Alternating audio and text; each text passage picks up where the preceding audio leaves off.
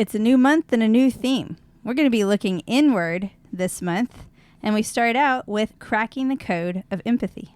I'm empathetic. Well, let's see how you can step into each other's shoes in a way that helps you possibly have a little bit more grace for others. Mama says namaste. Mama says namaste. Making a family can be easy and fun. Oh, yeah, but raising a family can be a whole different story. From spouses to kids to the crazy daily grind, life often directs us away from connection and more into reactive chaos. If you're tired of that cycle and are seeking something beyond the picket fence blues, this is the show for you. I'm Ashley. And I'm Nathan. And we're here to take you from chaos to clarity by bringing awareness and intention into your home, not waiting for one day, and highlighting how the uniqueness in each of us strengthens all of us. Take a deep breath in and let's start a brand new day. With Mama says namaste. So before we hop into the whole topic about today, I have to say, this has been the first time that I have played with AI as part of the prep for this call, or prep for this podcast. Yeah. Tell me more. And, well, it's interesting. And I know that AI is a hot topic. And I have to say, yes, there are lots of ways that we could look at the negative aspects of AI and how it can get completely out of hand. And it's growing faster than what we're able to completely have a handle on it. So, yes, I know that there is a lot of scary stuff around what could happen with AI. I also kind of feel like from my thoughts that AI has the potential to eliminate some of the basic so that we can go to a higher level.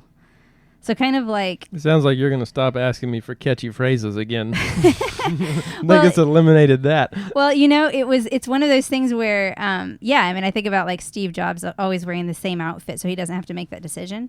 Yeah. Well, I think about AI. AI is, as much as it can, be a cool feature online, it's still regurgitated information. It's still scraping what is already out there. It's not new ideas or innovation that's coming with it. And so if that's the thing, then I can get my basic there, and then I can take a step further. Will AI grow? If it's just using what we put out there, will it eventually, if we all keep on using it so much, will it just cycle into this stage New where level? this is as good as it's going to get, about right here? Yeah. I don't know. I don't know. We're watching a show right now, and there's a robot that's gone to her level of higher knowledge and functioning than what she was ever supposed to. There you go. There's a whole conversation around it, and obviously that's not the topic for today. Do robots have personality styles, or are they given them? Anyway. Do we have personality styles, or are we given them? Anyway, going back to the AI deal, I'd used it to play around with this week's podcast or blog post. And so I asked AI to write a blog post for me. And I was pretty shocked at what it actually came up with.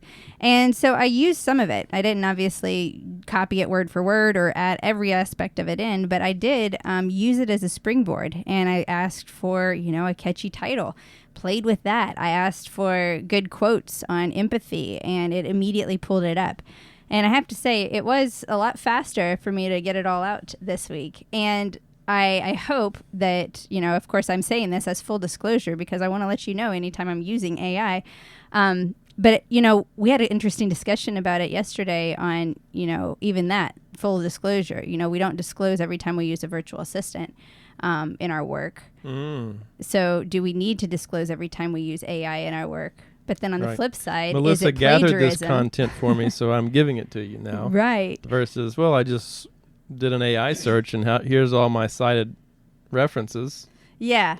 That's a good question. Yeah, there's a lot that we can break down into it. But for what it is for today, it's just, hey, I used a little bit of a quicker button to get some of the core components of the blog post put together today, and I used it playing with AI, and it was interesting to do. So we'll play with it some more, and I know that this is going to be an ongoing conversation as people try to figure out how to use AI, and some are going to use it for the good, and some of them are going to really make it scary, and we have to navigate through that because unfortunately, that is a part of human nature. We have to test things out, and sometimes as we test our limits, we go to the extremes of greed and selfishness and everything else as we're kind of lost in our own worlds of figuring out where our limits are and what we want.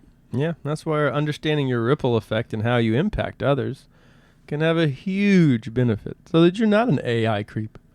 There you go, and that's a perfect segue. Thank you, Purpose still Nathan. there. Yeah, so this week we wanted to talk about cracking the code of empathy and how DISC personality assessments can help you speak the same language. I've used DISC my whole life. I mean, I'm from all the way back from when I was 12 and I had to do a creative writing paper on understanding DISC personality styles with my mom as a homeschool credit at one point. And my dad has always been using it in his business as he has worked with clients, just helping to understand how they may tick so that it can help them to dig deeper into helping them find the work that they love, which is what he's coached on. So I've used DISC for a long time, and I've been very aware of the negative aspects of using a personality test. It's just a label. Like the time I cheated on the personality test. Yeah, I'm gonna cheat the personality test to be what you think I should be, or I'm going to use this as an excuse for this is just how I am. I mean, my gosh, there was a while where the Enneagram craze was so big. There were people that are just walking around. Well, I'm just an 8. That's just who I am. Or no, not an 8. It's a 7. I'm just a 7. I'm a 7, and all of us 7s get together. And I'm thinking, well, you know what? You're way more than a number. This is one element that may give you an insight into how to navigate that 7 tendency that you have. But these are simply a door to self-awareness. And that's the key, is a door to self-awareness, not a definition of who you are. Yes, that's a big difference right there. A great distinction. So when we are doing that, the first step is looking inward. I mean, that's our theme for this month, is us really digging deep into looking inward and understanding how we tick and how we can come to grips with all elements of who we are. We're going to talk about personality styles today. We're going to be talking about a book on personality styles, the one I recommend for families. I just finished reading it today. I just read the last chapter with the whole family on the book The Chameleon, which is a great one on learning to adapt yourself to the situation that you're in without burning out. And it's got great analogies for kids, and all the girls loved it as well. So we're going to share about that book.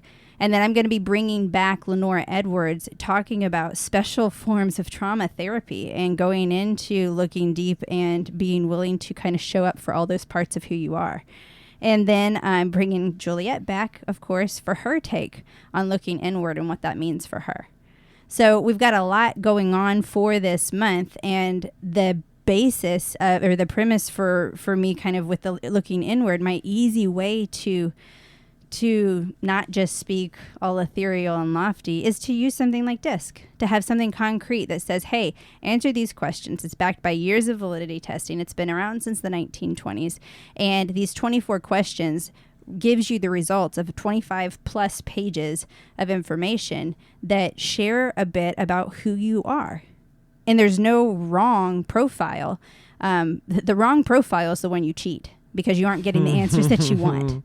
You're getting the ones you think you need. Right, and that's not going to really help you. That's not showing self-awareness. If you are honest with your answers, no matter what the results are, it's going to give you an insight. The insight may be, I don't really know who I am. Well, and at first cuff, or first glance, I should say, not cuff. I don't even know what that means.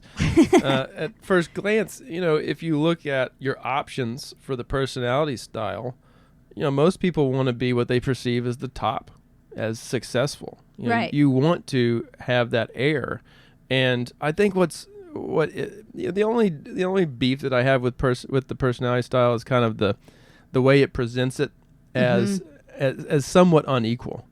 You know, if I like Corvettes or Ferraris, but I'm a minivan guy, then I might try to fit into that in a way that is not authentic, and that just drains and wears you out. When truly, I'm probably more of a badass than most high Ds I know in my minivan, but that's Right. just because I found myself in that and my confidence in that, versus trying to pick and choose who I think I should be or who the world thinks I should be to be successful. Oh, that's so true.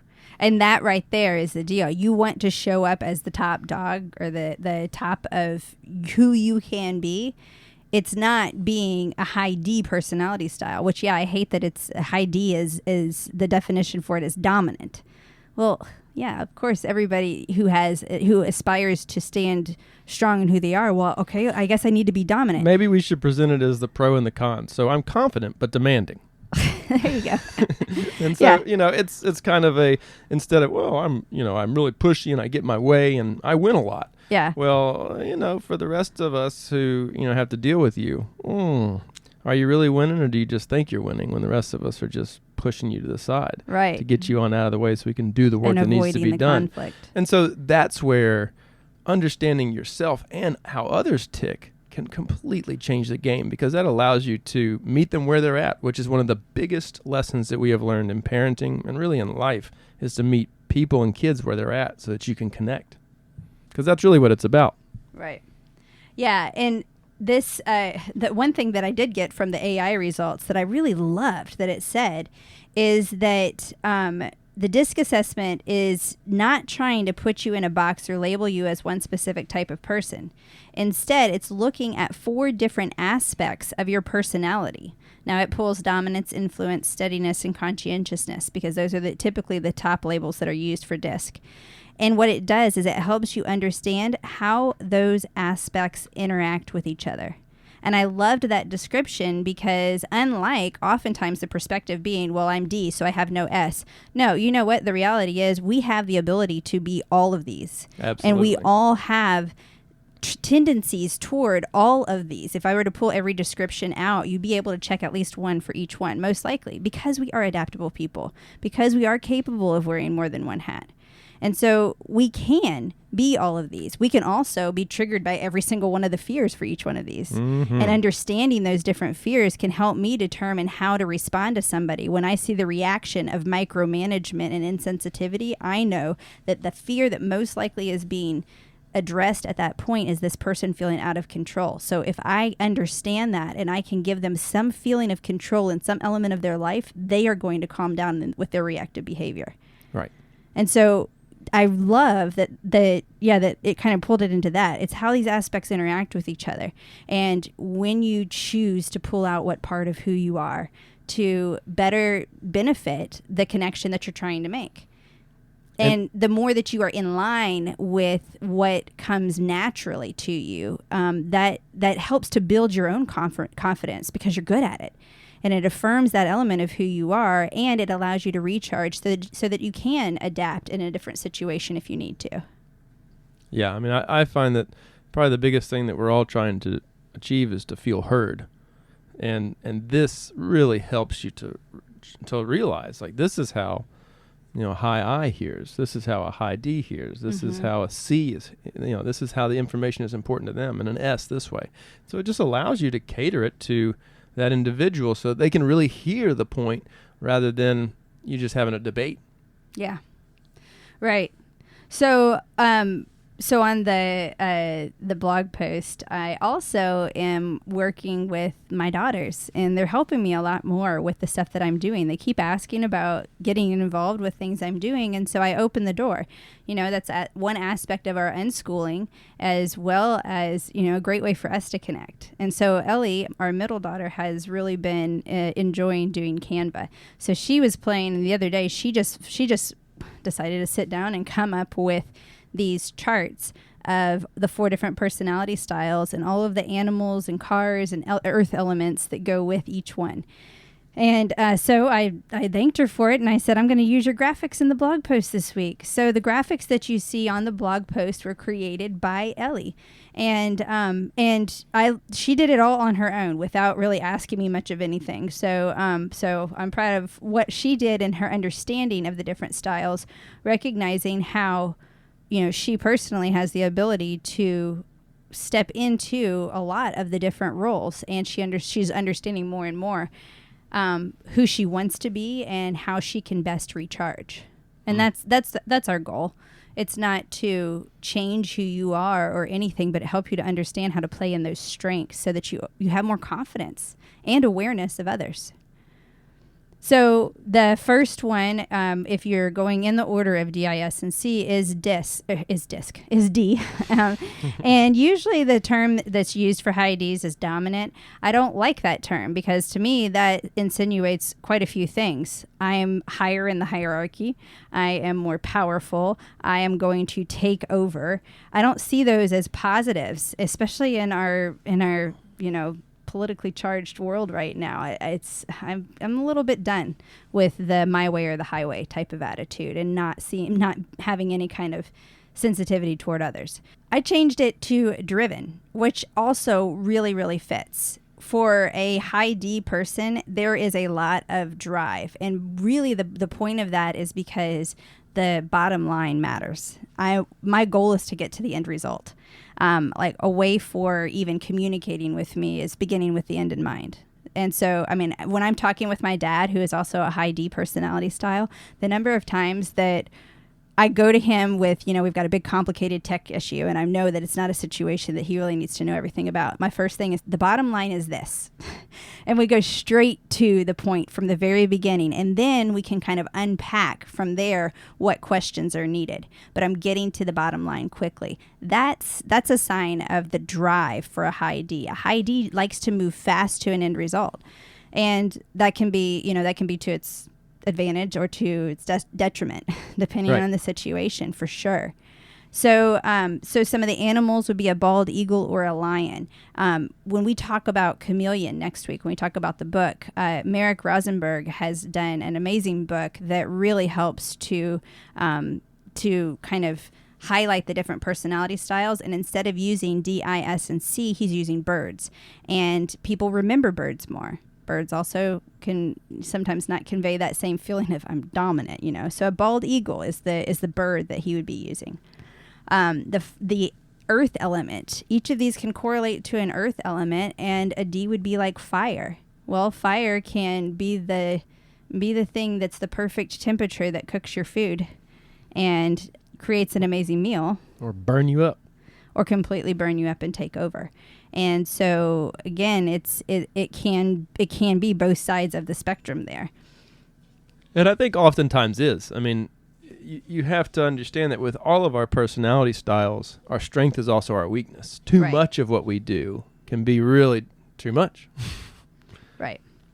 Right. And then type of car, Elle chose Corvette for a high D. Another one would be any kind of car that makes you think powerful and in charge, because Ds like to feel in control.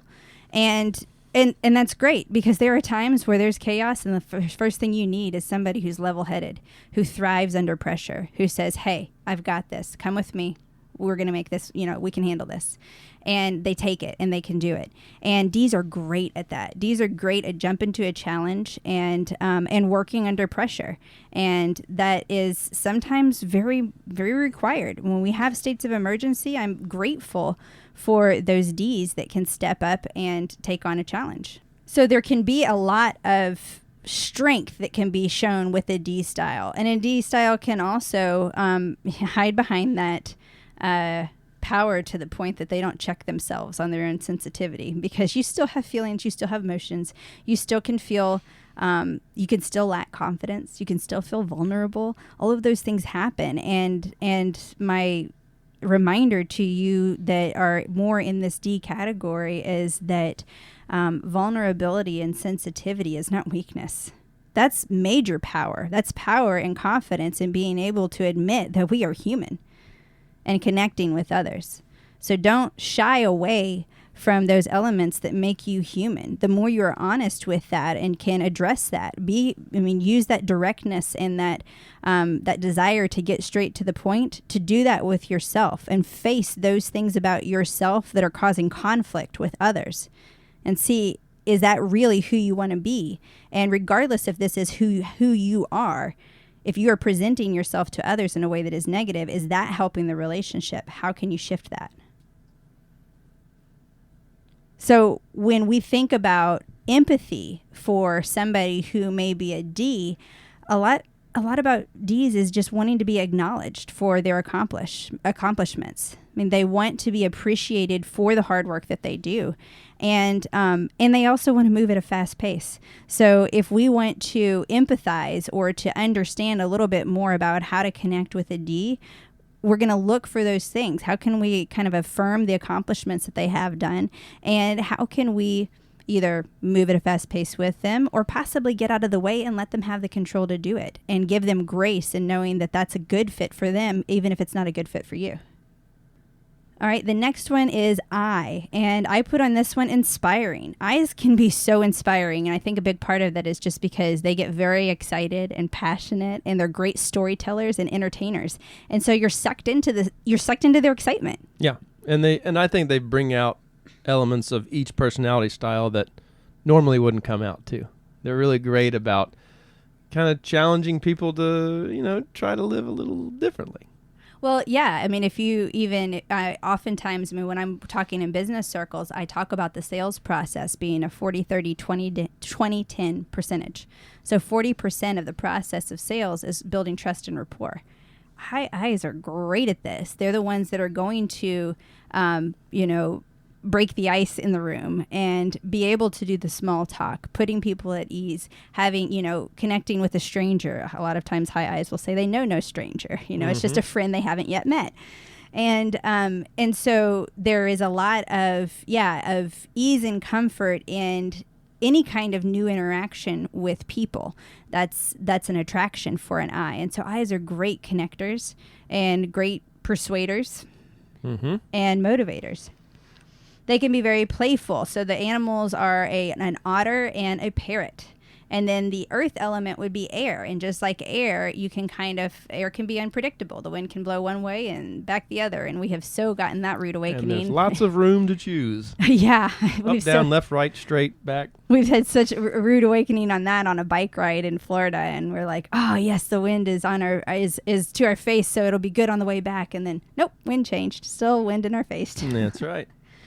We call those the mountains of Florida. It's just the ocean breeze.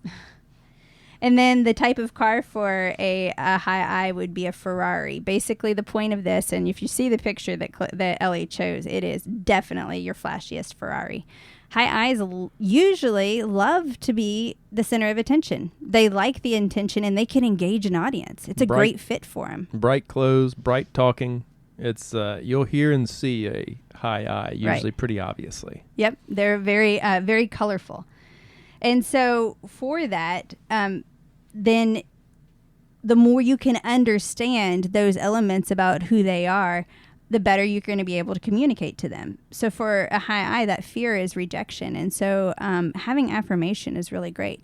So even the simple ways of interacting with a high I, say you've got that friend and they're great, but you dread talking to them because you're going to be on the phone forever. Mm-hmm. And so instead of just saying I have to go or avoiding them, simply explaining at the, hey, I can talk, but I have to hop off in 15 minutes because I've got another commitment. And that's it. And then it's not on them. It's not about you. It's about me. I have a commitment. Right. And then it's an easy way to affirm who they are and say, it's not that I don't like you or reject you. It's simply I have another commitment. And that's a way to regulate and to manage it, to have a relationship with an I personality in a way that affirms who they are, yet still sets a boundary on how much you can take. I have had so much fun talking to you. I hate to have to go, but I have got to bolt in 5 minutes. Exactly. So then the next one is your S, and your S's are your steady, supportive, loyal ones. And the animals to kind of show that would be like a dove and a golden retriever. So words of, being kind, being a great listener. This is the majority of our population. Ironically, the majority of our population not only are the supporters and the encouragers, they also tend to be ones that do not like conflict. The irony when we hear nothing but conflict on the news. Right. Well, we don't watch it. Well, when we come to see people face to face, you don't see a whole lot of people being super confrontational unless they've specifically positioned themselves into a confrontational environment. So what we're seeing online, seeing on the news and things is the protests. Well, you're positioned for confrontation. And so they're pushing themselves. But even there, you see a lot of times people are opting for peaceful confrontations. Mm-hmm. And so we do have a majority of the world that really wants to get along with one another. The more we can actually cue into some other strengths of an S, being a good listener, hearing other people out, the more we can make that happen. Because before we can judge and form an opinion, we must first seek to understand. We can't form an opinion on something we are not educated on. So for anybody who feels like they are very firmly on one side of any opinion or belief, I challenge you to study and research the other side for a multitude of reasons. Number one, you are way more educated in your argument if you do stand strong in your belief. And number two, you may have a little bit more grace and empathy for where somebody else is standing on the other side of the fence. Step into the shoes of another before you start any accusations. And then, hey, don't accuse. Get to know. Seek to understand. The element for S's is water. I've talked about this a lot because S's flow like water. And that means often choosing the path of least resistance. Yeah, least easiest way. Easy way. That used to drive me crazy with Nathan. I thought you weren't no motivation. There's no drive. You're not facing a challenge. Why the heck are you always choosing the easy route? Oh my gosh, it's so much less stressful. Well, and that's what I found is the more I followed along his easy route, I'm like, well, geez, I just saved myself a big headache today. Oh, I didn't complicate things this time. Yeah. Oh, I'm not having to navigate everybody's stressed out feelings because I've dragged them through 15 more things on the agenda than what we needed to do today. Mm-hmm. Oh, let's just start with one. It's pretty nice. And you think about that, I mean, I can use the same comparison of, being in the heart of New York City. And yes, I do understand there are people that love this, but I'm talking from the perspective of being a nature lover and being in the heart of New York City and the stress and chaos that can go on when you've just got so much stimulation versus sitting next to a trickling brook in the middle of nowhere in the mountains. And all you hear is the brook. And it's beautiful. And there's such a recharge. And this is my personal experience with it. But of that flow of just that one thing. And so S's are so great at the flow and finding the flow. But watch out, because if their energy gets dammed up and it breaks, it's a big wall of water coming your way, and you're going to be like, oh my gosh, what happened? Right. And that's really risky for relationships because by nature, with S's being non-confrontational, that means they take it until they can't. And then there's that explosion. And those are the conflicts that you see online and in the news. I mean, that's the explosion. I've had enough. I cannot take it anymore. I'm going to explode. Not only that, an S can carry a grudge like no other. So not only am I going to explode, I'm also going to stew on it and fester for the next 20 years. Whereas, I just won't forget. Yeah. It's right. Like, well, here you are again. Well, we're right back where we were 20 years ago. Mm-hmm. How are we going to get to today? Right. And so with this, and the car was a minivan for this one, as Nathan made the minivan reference earlier. And so, maybe it sounds not so fun as a Corvette or Ferrari. But guess what? A Corvette and a Ferrari, you can get pretty lonely. Because if at anything, you may only have one other person in the car with you. Whereas a minivan, you can take the whole party. There you go. And stack all the personality styles in there. Too deep. Well, and S's are the supporters that often are the ones gathering the group and making sure everybody is taken care of. And it can be a beautiful thing as long as you know your boundaries and don't get walked all over in the process.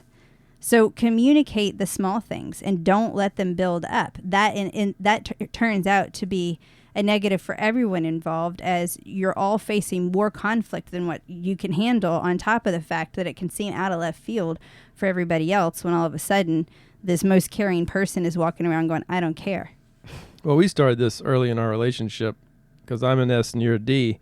And so I just started communicating. When this happens, I feel this. I don't know if it's justified or not. I just need you to be aware of it and pay attention to it when it comes up again, so that I'm not the only one looking at it from this angle. Right. And then we can have a conversation about it, rather than, well, you've been doing this to me for 6 times over the last 6 months, and I am done with it, and I have not forgotten all that you did this, and this, and you don't even remember half that stuff. You just know today because you're running and gunning. Yeah. Yeah, we were talking about it yesterday with the girls, and I was just talking about how I don't change who I am, but when I go up to Juliet and I can go, what are you doing? And she's going to immediately, fire back with what she's doing. If I go to Nathan and I go, what are you doing? A lot of things. Why? You're feeling attacked. Yeah. And so I cater my approach differently. For Nathan, I'm going to observe first. I need to keep my mouth shut and just observe for a second to actually see what he's doing. And then maybe I can say something like, do you need any help with what you're doing?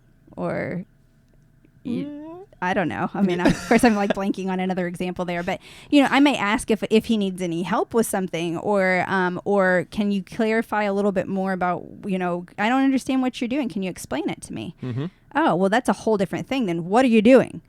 And he's going to take it in a different way. And that's what we're talking about with the language of empathy. It's not changing who you are, but I'm going to speak in a more empathic tone to people that are not the same personality style as I am. If I am talking to somebody who is also highly driven and loves the bottom line, I'm going to be very direct. And that's how I speak to my dad. Right. I mean, I was just going to use that as an example. There's nothing I hate more than the lunch date with you and your dad. Because I want to get out of the way of the firing back and forth of, well, what about this? And how about that? And why did you do this? Whoa. It's so funny because he's talking about this like it's tense. It's not tense for you. No, it's wildly intense for me and your mother. But Dad and I, and so Dad and I that's why we have our meetings. We talk that way. And it's not disrespectful at all. We're not being mean to one another. We're not being disrespectful, but we're speaking directly, and we're okay to say, well, I don't like that idea. What about this one? And we don't get our feelings hurt and we move on. I recognize that works for him. But if it was he and I, then it would be like, well, what other ideas do you have aside from this one? Right. Is there anything else that we could cook up or look at this from a different angle that may support kind of your thesis, but maybe in another direction? And that is the difference. Instead of saying, well, why did you do that? Well, geez, there's lots of reasons why. Do you want me to really spend all this time? Yeah. Right. So understanding that can help so much. The first step is just getting on the same page with the person that you're talking to. So you can start to see, are they acting reactively? What may be the fear? Okay, that's a cue for how to best engage with them. Are they moving at a slower pace or looking really intently at something that they're doing? Okay, maybe a big cue is to observe first before you ever open your mouth when you're talking with somebody. Observe what their behaviors are like, what their actions are like, what energy are they carrying, because actually you can throw all the personality style out of the window and just say also, if you're seeing somebody that's acting highly agitated, you're going to approach them in a different way than if you're going up to somebody who looks at complete ease and peace with themselves. Mm-hmm. So regardless of the personality style, their level of agitation or anxiety or stress at that moment may impact how they are and how you're to interact with them. All right, the C one was the one I had the biggest. Well, okay, so I don't like D. I don't like dominant for D. I also don't like conscientious for C. Conscientious for C doesn't seem to give much clarity. Compliant is another one that you can use. I don't like compliant. Well, it's another one that can be used too. And like compliant, that's a good example too. I was like, that doesn't seem like a C, because C's can really stick to their guns with something. This is the right way to do it. It's that you have to do it this way. And so that's where it is. It's not compliant as in giving in. It's compliant as in I will comply by the rules. Rules are there for a reason. Rules are meant to be fair. They are there for a reason. The tried and true path. Right. And it's proven. Right. So I like to throw those definitions or those kind of descriptors a little bit out and use the word curious. Curious fits so much. C's are curious. C's are also creative. If we want to have a whole bunch of C words going out there, they are highly creative and curious. The first question for C's oftentimes is why. These are the people that ask you lots and lots of questions. If they're asking lots of questions, probably because they really like the details. They want to know. So that's a cue to, hey, okay, I'm going to get a little bit more detailed. And because I know they like questions or because I know they like details, I also know that means that facts are going to be a little bit more important than the feelings. I don't need to just go into a whole emotional rant here because that may be overwhelm. What they're looking for is kind of the facts and the science, the statistics, the details behind it that get you to where you are. But it feels uncomfortable. Why? Yeah. Yeah. I mean, and you'll see that, you'll know people that kind of, that speak that language, I feel or I see, those are two different perspectives on, the same thing really. I feel like this is how it's going to be. Well, I see that the tried and true response is this. Man, there's so many, what should I say? We'll say Easter eggs. We're around Easter now. There's so many like Easter eggs in your conversation with language, with key words that will help you to understand who that person is. So yes, I feel you're most likely talking to an I or an S. I see, or this is the way it is, or you do this, probably more of a D or a C. D's and C's oftentimes are looking at the task at hand. Sometimes to the detriment of the person. It's about the task oftentimes. Whereas I's and S's are more relational and are going to be going more for the feelings and emotions that make us human. Again, we have all of these. And there are times for me that I am very much in task mode, and there are times for me that I am very much in people mode. We have aspects of all of these. Understanding, those words and those triggers can help us to see which hat to wear at this time. Well, I think that's what's important is that we are we're kind of made up of a lot of different things, not just one thing. We're a blend of fabric. And so and there's more majority in one area than there is, I might have more cotton and you might have more polyester in your threads, but it's just kind of, we all have that capability. You can pull your sensitive side out when you see that, all right, I've got somebody who's upset and crying. So getting to the bottom line here probably is the best solution. Exactly. And so you adjust your behavior to it. Or, for me as an S, where, okay, I see that, I'm rambling here and I'm losing this person's attention. And so, okay, eyes are glazing here's the bottom line. Right. We got to get to, towels by Wednesday. And so how are we going to do that? Right. Because I'm scared of this path and this path and this path and this path and this path. This looks like the easiest one to me, but it's longer. So what should we do? Yeah. And so, those are the things that, as you kind of come to, and we all do this naturally. I think we kind of naturally figure this out. That's what's so great about this profile is it's like, yes, confirmation that I'm not nuts. Yeah. This is, there's more out there than just me feeling this way. Right.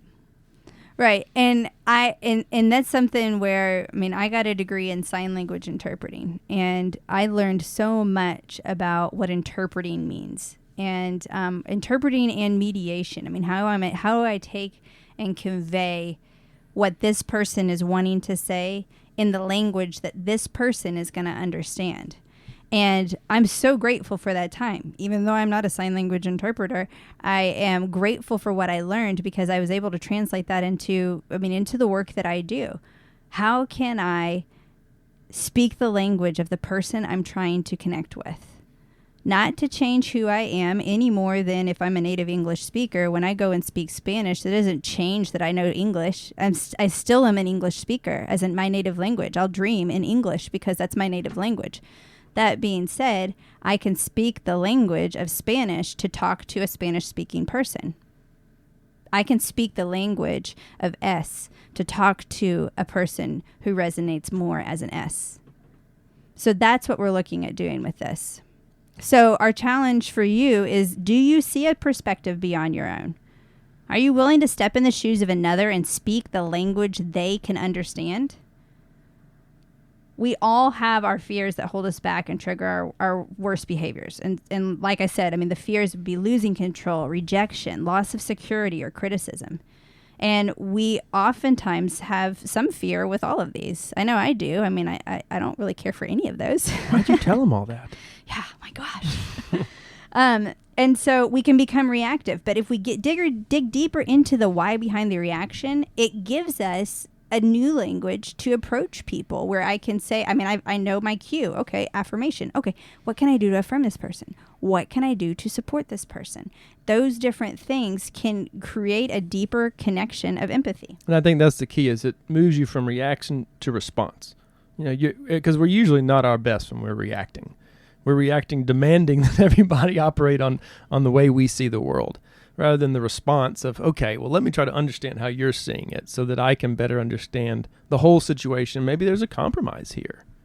And that's really ultimately what comes down to good relationships, is you're compromising between your desires to get somewhere and do something. Yeah. So we will leave you with this. Alfred Adler says, empathy is seeing with the eyes of another, listening with the ears of another, and feeling with the heart of another.